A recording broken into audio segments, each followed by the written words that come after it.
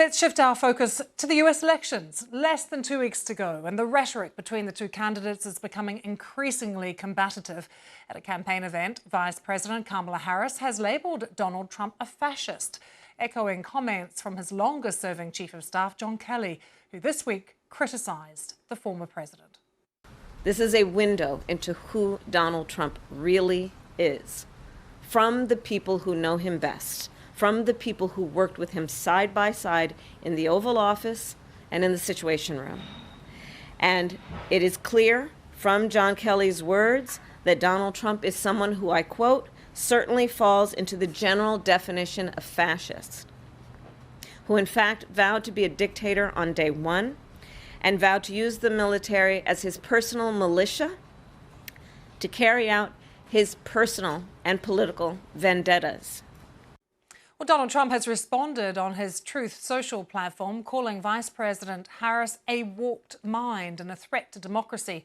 Trump's former Chief of Staff, John Kelly, has been speaking to the New York Times. He says he believes that Donald Trump did meet the definition of a fascist. Let's hear what he had to say. Well, I'm looking at the definition of fascism. It's a far-right, authoritarian, ultranationalist political ideology and movement characterized by a dictatorial leader, centralized autocracy, militarism, forcible suppression of opposition, belief in a natural social hierarchy.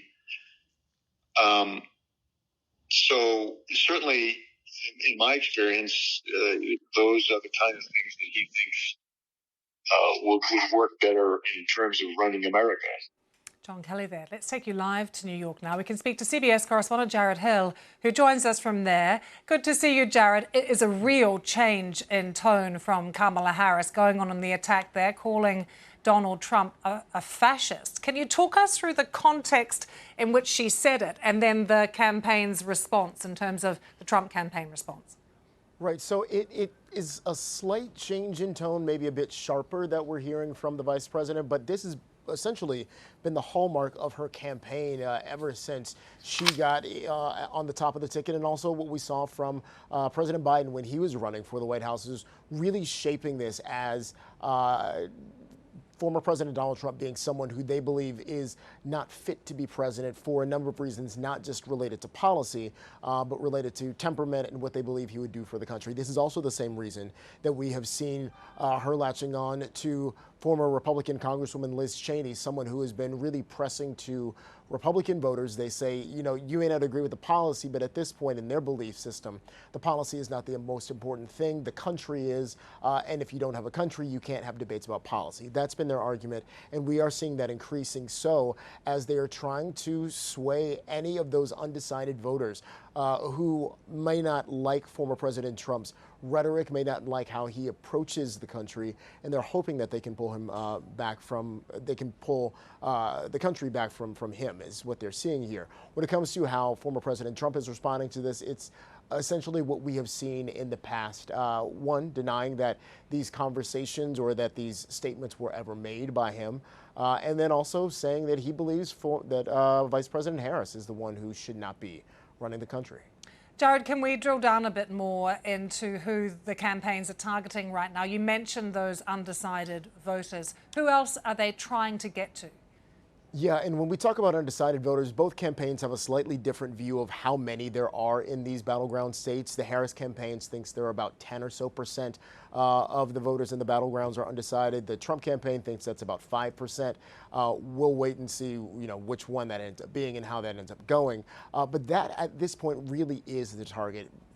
One, for Vice President Harris, trying to pluck some of those folks who might be in places like Pennsylvania or Georgia or North Carolina, who might have gone for former President Trump in the past, and trying to get them to come to her side so that she can get enough votes to win the Electoral College. For former President Trump, we are seeing him really trying to rile up the base. There's also been a lot of discussion about men in particular, right? Because it seems as though, looking at the polling, that men are siding more so with former President Trump. And so he is trying to get men across demographics, as well as women, to come on to his side.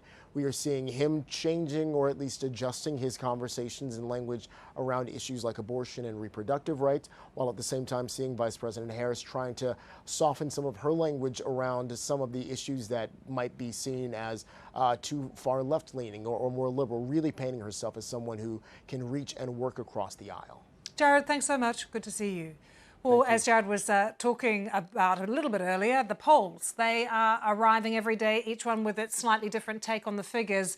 And if you look at the overall trends rather than the individual points, you'll see Harris retains a small lead over Trump in the national polling averages. But it's the battleground states that really matter, the states that were very close last time around and could be decisive in this election. The polling in each one is very tight, with Kamala Harris just ahead in 3, Donald Trump ahead in